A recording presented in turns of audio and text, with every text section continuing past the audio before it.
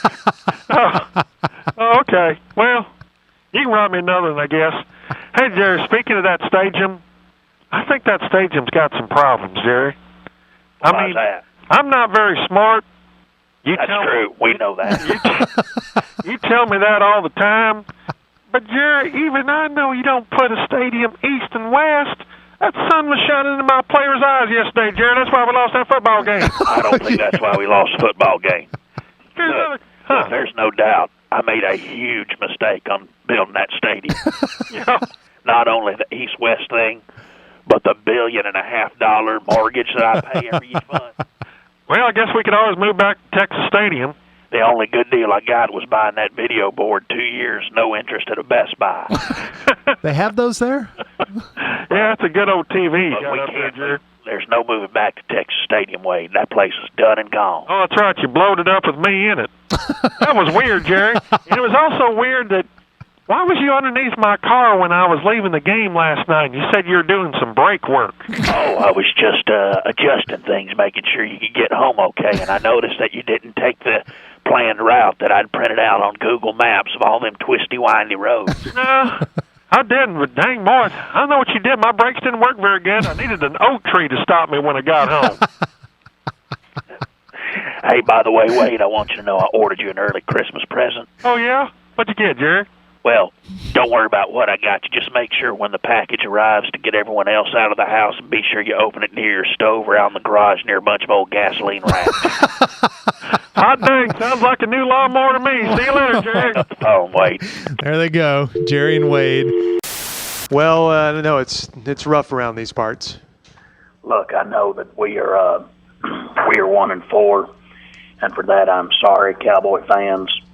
But I do promise you this, and I swear to you on my life, that it's all Wade's fault. Okay.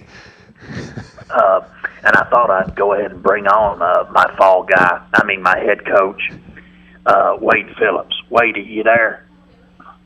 Morning, Jerry. Wade, I'm so disgusted I don't even want to hear your voice. Hi, Coach. How you doing? Oh, hi, Craig.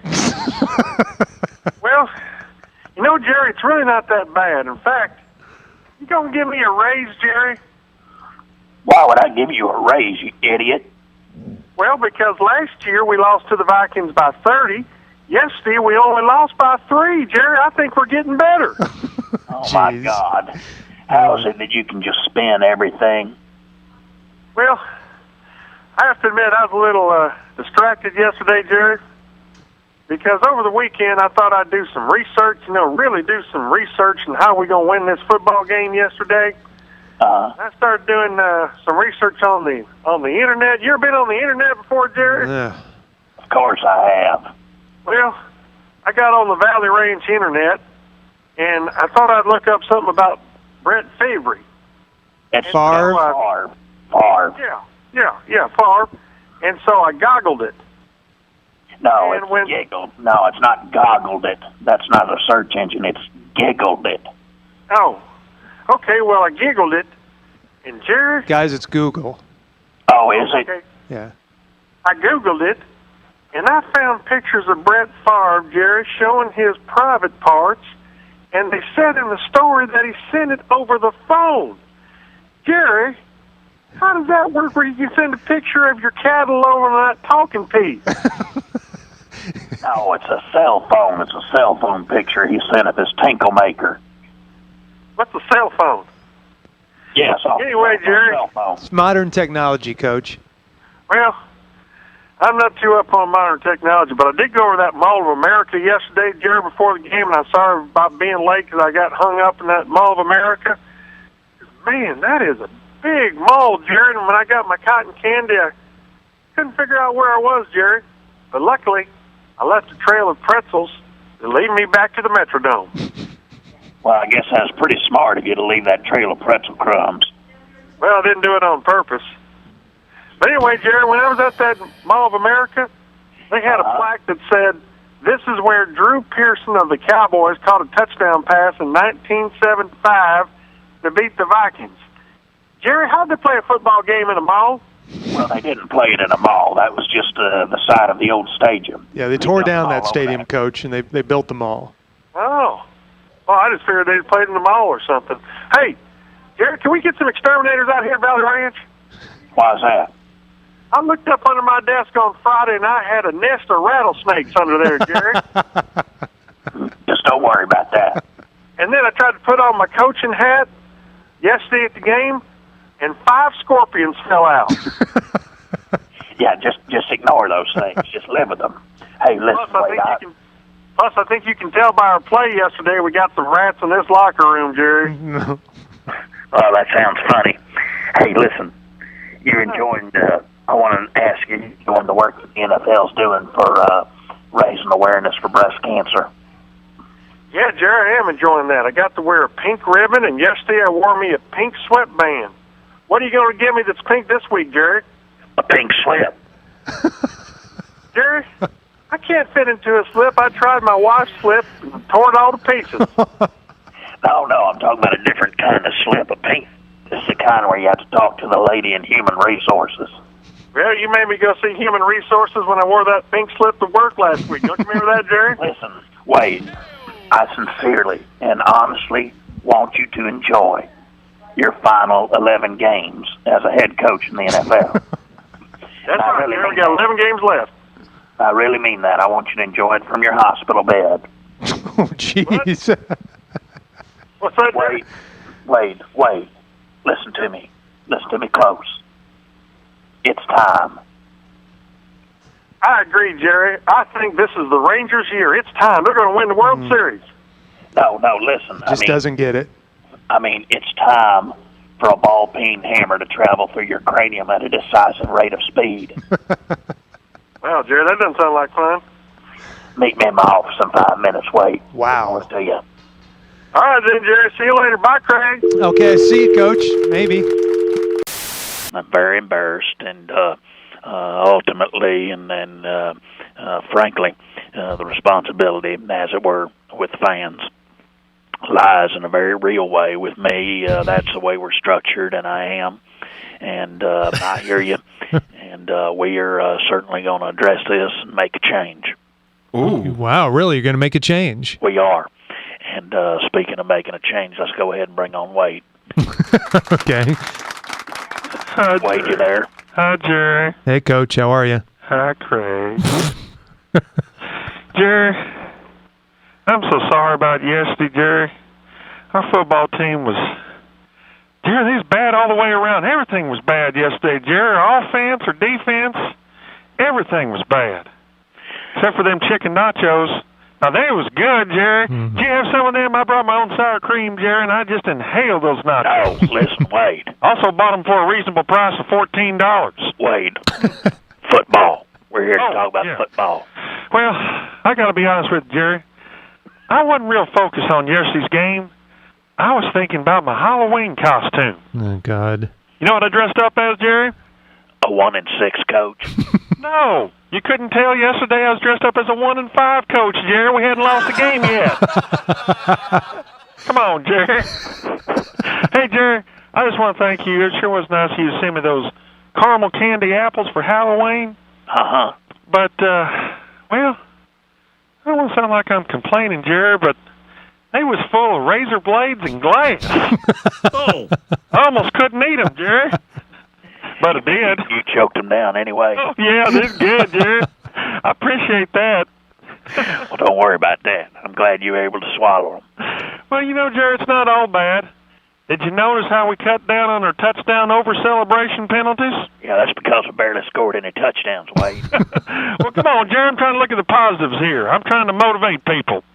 Well, you're motivating people, Wade, for sure. You're motivating them to purchase a lot of Texas Rangers tickets. Hey, now.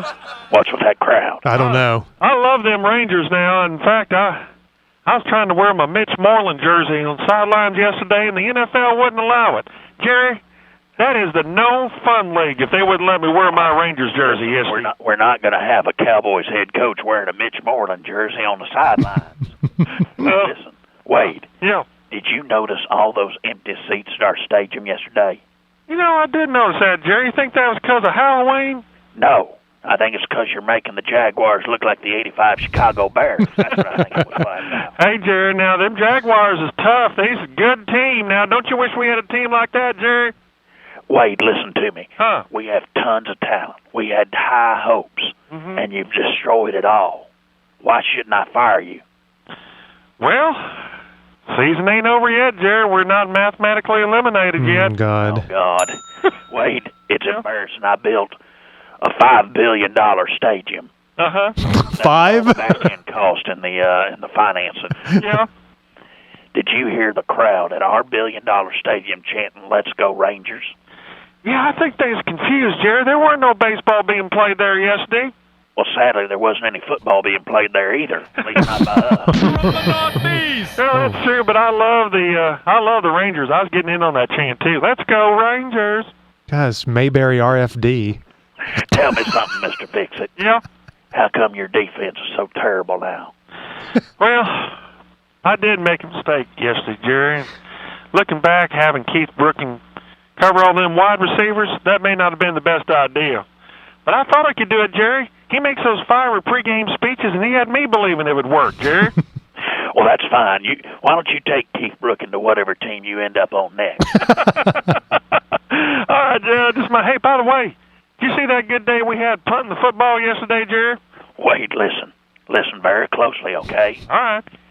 I left a large box full of cookies on your desk. Now, as soon as you leave, I want you to go back there and eat every one of them, okay? Hot dog, Jerry. I love cookies. Thanks. Well, good. You just be sure to eat them all. All right. And if you start feeling sleepy afterwards, don't worry. That's completely normal. Just lay down on the couch and pull a blanket over your head. That's about what I do every day at the office, Jerry. Hang up the phone, Wade. All right.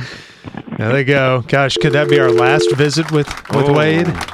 Well, surely we'll get an exit visit if there is Right. an exit here in the next week or so. We're very happy to be back on track for our fourth Super Bowl title. Hopefully we can win this one here in our own stadium.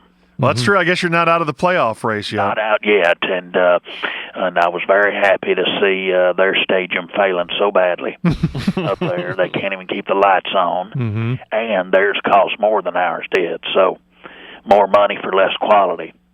Looks like we won that one. Yeah, I guess of course, so. We were wiser. Their problem was, they're up there in the Northeast, so their problem was that they used union workers, whereas we used workers who weren't even born in the union. So much wiser, much better, big difference. Now I will mention to all the Cowboy fans that I'm not allowing Jason to come on the air yet. Oh, come on. He won a game yesterday. Well, he's still the interim coach, and plus he's not fully developed. Let him come on the air. So okay, fair enough. So I figured since we're not going to have an additional head coach on the air with me, I thought it'd be a good time for us to maybe take some phone calls from the Cowboy fans. Ooh, is that a good idea, rolling screenless with the owner of the Cowboys? Ask the GM. Okay, that can be a little risky. Well, I'll tell you what, Fernando has lined up a couple calls. I guess we could try this. All right, let's do this. Let's talk, Cowboy fans. All right. All right, let's go. First up, this is Wade and Wiley. Good morning. You're on the ticket with Jerry Jones. Yeah, thanks for taking my call. I'm a first-time caller, long-time listener. Well, not too long, I guess, about a week or so I've been listening a bunch. Well, employment problems. I got a question for Jerry, the owner and questionable GM. Jerry? Oh, my God. What? What is your question? Well, now, he said it was open line, so I just thought I'd call up and say that I think I got sabotaged, Jerry. This is Wade Phillips, isn't it? Yes, it is. Oh, hey, Coach. Damn it, Craig. what makes you think you can call in here? Well, because I had a couple questions, Jerry. First off, did you stop payment on my check? Yes, I did. Hey, Jerry, why you want to do that? Service is unrendered. And the other thing, Jerry, I told you, Garrett Top was holding out on me, Jerry. Those ain't the same plays he was running when I was the head coach. Don't call him Garrett Top. I was sabotaged, Jerry. All right. Thank you, Wade. Thank you for your call. Let's move on and get to talk to some other people if indeed there is anybody. Yeah, we do. Let's see. We have another caller. This is James in Argyle. Hi, you're on the ticket with Jerry Jones. Yeah, this is James. I had a question about the defense. All right. Now, come on. That Paul Pasqualoni ain't all that he's cracked up to be, Jerry. All right. Listen, what do you have us on speed dial? Maybe. Wade, listen to me. What have you been doing since I fired you? Anything constructive? Eating. Oh, no. Guess what I ate this morning, Jerry? If you guessed llama, then you're right. Llama? Yeah, I ate an entire llama. Tastes a lot like camel, just a little bit tangier. Of course, I guess everything tastes a little tangier when you put some ranch dressing on it. I ate a dresser of drawers once with a bucket of ranch dressing. All right, listen, let's hang up on them. Let's go to real cowboy calls, okay? Okay. Real cowboy calls. All right. Well, as far as we know, this is a real cowboy call. This is Antoine in the Grove. Hi, you're on the ticket with Jerry Jones. Oh, yeah, what up, Jerry? Hey, look, when you look at your list of candidates for the new head coaching job, is Wade Phillips on your list? All right. No, Wade will not be a candidate. Oh, I thought he did a pretty good job when he was the head coach, except he got sabotaged by that Garrett top. All right, listen, this voice sounds very suspicious to me. Very suspicious. Yeah, it's me. Surprise, Jerry. I fooled you. I'm sorry, Jerry. We need to do a better job of screening the calls, apparently. Hey, Jerry, there's something else I noticed, because I'm going to go to the game this weekend in full Lions garb. You have chili dogs out there, Jerry, but you can't get chili cheese fries. Any way you could combo that so you can get chili cheese fries and a chili dog and have that going through three different lines? Okay, please, hang up on him. Hang up on him, Greg. Okay, he's gone. Sorry about that. Thank you, Greg. It's Craig. Okay, taking calls was a bad idea, kind of like hiring Wade was a bad idea. Cowboy fans, I encourage you, come on out to our fully powered stadium for the Lions game. And I promise I'll have it cleaned up after that Pacquiao fight. Okay. Yeah, good. All right, good morning. We'll see you. All right, take care. Good morning. Certainly very pleased that we won. I was nervous as hell, especially in overtime when we sent old coin flip out there to kick that 38-yarder. Oh, that's what you call your kicker? Yeah, that's Beeler's nickname, coin flip. Plus, I had a $75,000 bet with Jared Jr. on the game. He was betting Colts. Your own son betting against the team, huh? Yeah, can you imagine that? No. You give me one good reason I shouldn't fire his ass right now from every job that I've propped him up with over the years. Well, I got to ask you about another job, and that's the job that your interim head coach is doing. 3-1 now under Jason Garrett. Has he done enough in your mind to earn the permanent title? Well, what I think you have to look at is the players. These players are really out there playing for pride, and I've been really impressed with them. All right, but certainly you're pleased as well with the job that Jason Garrett's doing. Well, Marion Barber is healing, and we look forward to him getting back on the field.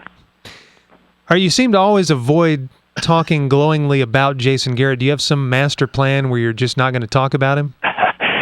You know, it's funny. It reminds me of this morning. I woke up and I went into my kitchen area where we keep our kitchen things, and I was going to fix my regular cup of coffee.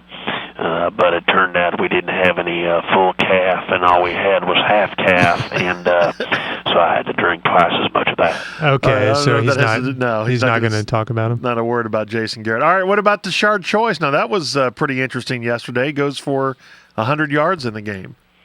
Well, I think you have to look at the players around him and how much they want to win on the football field that we have available to us. Yeah, every game. But he went for 5 yards a carry, which is something you really hadn't had at the. Well, we are certainly always trying to improve the game presentation at our stadium, and that's why I'm now adding exploding pyramids and a big pair of breasts that hang off the Ouija board and shoot beer on the people. And Okay, well, that's about Boy. stadium presentation. I was trying to talk about Tashard Choice and just what he meant to you yesterday and how he kind of sparked the ground game.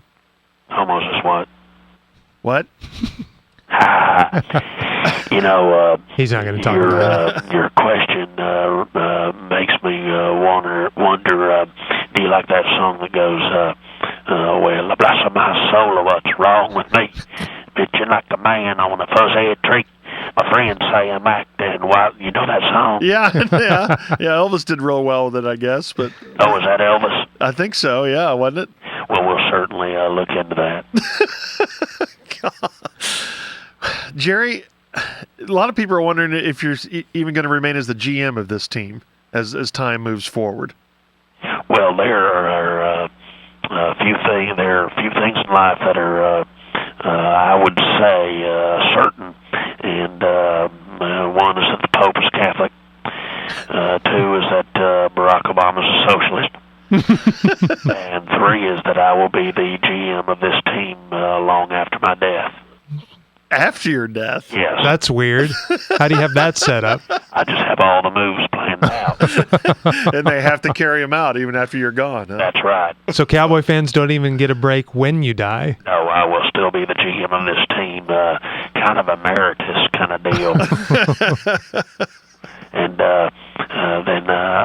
believe me, long after I'm dead, and Jason Garrett will still be the interim head coach. I'm rooting for Garrett Top to win all these games, but I'll never lift that interim title as long as my dead body is alive and BMing.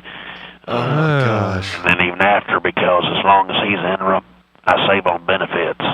Oh, right, and you motivate him too, right? Yeah, he doesn't get health care, dental, doesn't get 401k, and plus he's always trying to get that job, get that head coaching job without that interim title. That keeps him motivated. That's a weird plan, Jerry. Well, I want everybody to come on out there to the our next home game. I think it's against the Eagles. Yes, it is. And you'll get a few things that you can look forward to. Number one is that Wade will be working concessions at the stadium because I found out he's still on the payroll because he had a contract, so I'm going to put him to work. Okay. He'll be at concessions, and also we're trying to get those huge boobs up on that picture board. That's just weird. Idiocracy. That'll shoot beer on the people. I don't think that's a good feature at all. Well, I think fans would love that, actually. Good morning. All right, we'll see you. Just now on the ticket hotline as we say good morning to Jerry Jones. How are you? Actually, I'm pretty angry this morning. I bet your team lost to arch rival Philadelphia. That is true. I can confirm that this morning that we did lose to them. And I'm, of course, apparently I'm the only one in our organization that actually hates the Eagles. Yeah, what's going on with all that post-game celebration down on the field? Well, I'm not exactly sure, but I'm going to get to the bottom of it. I was very angry that our team wasn't a little bit more disappointed in the loss last night. You had Garrett Top, the Princeton punk. He was smiling, just like he had convinced two girls to kiss each other when he ran across that field. And then you had Tashard Choice getting Michael Vick's autograph. Yeah, that just fried me. I ought to fire his ass right now, but I won't because I'm a bad GM, but that's not all. Martellus Bennett, I don't know if you know this, but he got Deshaun Jackson to sign his chest. That's chest. And Igor Olshansky threw a party for Max Gene Gillis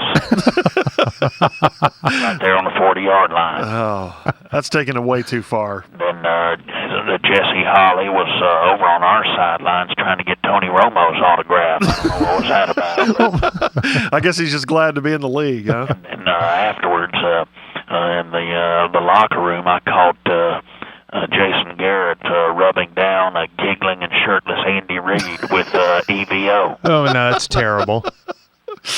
Andy Reid loves that extroverted Chinala boy, doesn't he? I guess so. That's the first I've heard of it, but I guess so. Well, it just pisses me off because, here I thought we were going to be playing in the Super Bowl in our own stadium. Right. Now I realize that I basically built a $1.2 billion party tent in which we can celebrate our losses. Kind of makes me want to Cobain myself, Chub. Whoa! Wow, don't talk him say out of that, Yeah, George. that's a little dark. You're the only one that can save me. Me? Why me? Talk me out of it. Well, hey, at least you got on 60 Minutes last night. That was kind of cool. That Big is feature. true, and it is, and it was now and then. What'd you think of the interview? Well, I was on the 60 Minutes. I was there with my watery eyes and horse teeth smiling. Oh, God. But there was a lot of stuff that didn't make it on the show. They followed me home to my Highland Park mansion, and they saw me take Jerry Jr. over my knee and give him the what's for with my silver and blue slipper. What did he do? He spilled paint in the playroom like a dumbass. Isn't he a little old to be spanking? And he a little old to be painting in the playroom. Well, they didn't show that on 60 Minutes. They edited that out. They did show some stuff. We went back to my daddy's grocery store there in Arkansas. That was kind of cool. That was nice. And we visited a lot of the sites from my youth. We went to my first job, my first school. Not all of this made it, but first school, the place where I first head pushed a girl. I'm sorry? Place where I stabbed my first hobo. You know, a lot of those rites of passages that they visited just to kind of get to know me better. We saw them all. Well, that's kind of weird. And I don't know if I mentioned this on the air, but when are you guys talking about the 60 Minutes thing? Actually, coming up next here in a few minutes, yeah. 60 Minutes, not midgets. But I'm always worried about going broke. And I don't know if I told this on 60 Minutes, but one time I was at Love Field, and I tried to rent a car, and a woman there cut up my credit card. Yeah, you told that on 60 Minutes. Yeah, we've heard that story 600 times. That's desperation. Yeah. Desperation. Sure enough. That's tough times. And I think I told the story on 60 Minutes about when we signed Dion, about how Steven pulled a knife on me. I don't think it was quite that bad, but yeah, you did tell that story. And another story, I'm not even sure if I told this to anyone, including you guys. But one time I was at Love Field and I was trying to rent a car. Oh, you just told it. And, seconds ago, we heard that. Well, Jerry, we're sorry about the loss, and congratulations on 60 Minutes. In fact, we're about to break down that whole feature coming up next. That's coming up next? Yeah. All right. You might want to stay tuned. I'll try to get Jerry Jr. tuned off of Radio Disney and on over to you guys. All right, we'll see you, Jerry. Good morning. Hang in there. Right now, we get the thoughts of the owner and general manager joining us on the ticket hotline. It's Jerry Jones. Good morning, Jerry, and congratulations on the win over Washington. Well, certainly I appreciate that, and we do, and did in the win against the Redskins and us. We're very pleased to have the win. It was a little bit closer than we would have liked it to be, and of course I was nervous heading out to this stadium, not because I thought that we were going to lose, but I was nervous because it was a windy day. And I had to really anchor that thing on top of my head. With glue or what? Well, I used a series of high-performance magnets. Wow. Some top-grade high-performance epoxy to hold up my fake hair on top of my head. Well, that's an elaborate system. And then for just a little bit more protection, I put a paperweight on top of that. There's a shot put that I was using up there.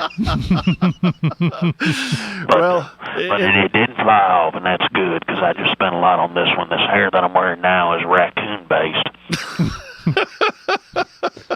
I guess that's high quality. I don't know. It's hand-woven. Woven, yeah. Well, did it scare you the way the Redskins came back in this game and almost won it? Well, you know, I knew that we had a secret weapon, and that is Jason Garrett, because he's so smart, and he'll let you know it, too. We do have a smart head coach because he darn near figured out a way to lose an easily won game. I tell you that this is between you and me, and very candid. Okay. Very off the record. But that Princeton punk is annoying me almost as much as my sons do. And that's saying a lot. Hey, he's 4 and 2. That shouldn't be that annoying. Well, he just annoys me in a different way than my kids. You know, my sons, they is always they is always leaving their toys around the house or wrapping Bentleys around oak trees or something. But, Jason's just annoying the way he stands over there on the sidelines, all smug and Ivy League-y. Do you know that he dared to correct my English in a meeting one time? No. Oh, really? He did, and there are nothing wrong with my English. No. As it were, and it is, and indeed we don't. But we was having a team meeting, yeah. And I said I wanted us to get gooder at protecting the football, and that little interim redheaded POS corrected me right there in front of my players. Oh boy, that shouldn't be allowed. And they thinks I talk just fine. Plus, I hate it that he's aloof. He acts like he doesn't want anything to do with me. I sent him 3 Christmas cards. He still hadn't sent me one. Oh, gosh. Not responded to any of my voicemails. Left 12 voicemail messages last week. Won't call me back. It's odd that the coach wouldn't respond to the owner's voicemail. Because he thinks he's better than me. He thinks I'm Arkansas trash. Did I just pronounce my own home state, Arkansas? I think you did. I miss Wade. You miss Wade? I miss Wade. Why? Well, Wade would spend hours in my office, with me watching cartoons, polishing my bookcases. I'd give him little odds and ends to do. He wouldn't talk back to you? Wouldn't talk back, and of course he annoyed me then because he was just kind of the slow kid from down the block who always hung around.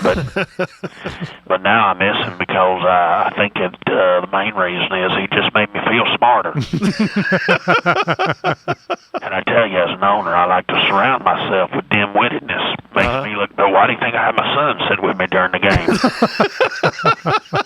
One sits over there with his working in his coloring book, and the other one just eats popcorn, sitting facing the wrong way.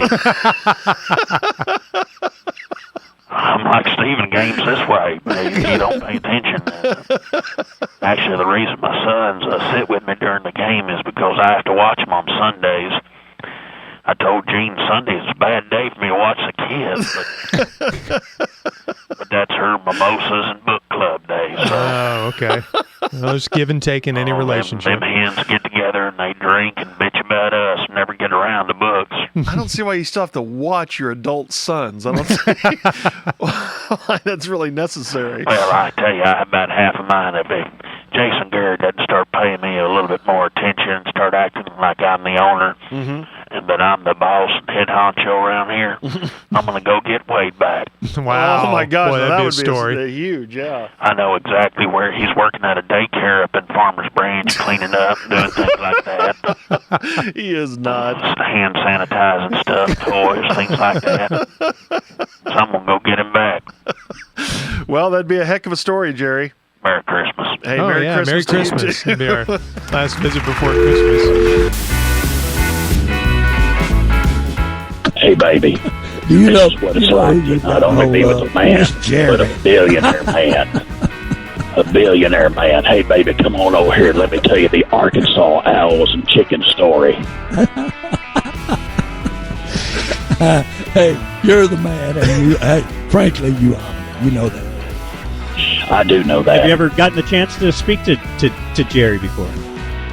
We've talked a couple of times on occasion, and probably be on like this, or certainly I listen, and you just can't imagine some of the personal things that I go through with my family or with friends, how you come up as a part of the show recording, and there you are coming up, but you do it well, and you sound like you got it down into it. Well, Thank you, caller. All right. Thank you. Good morning.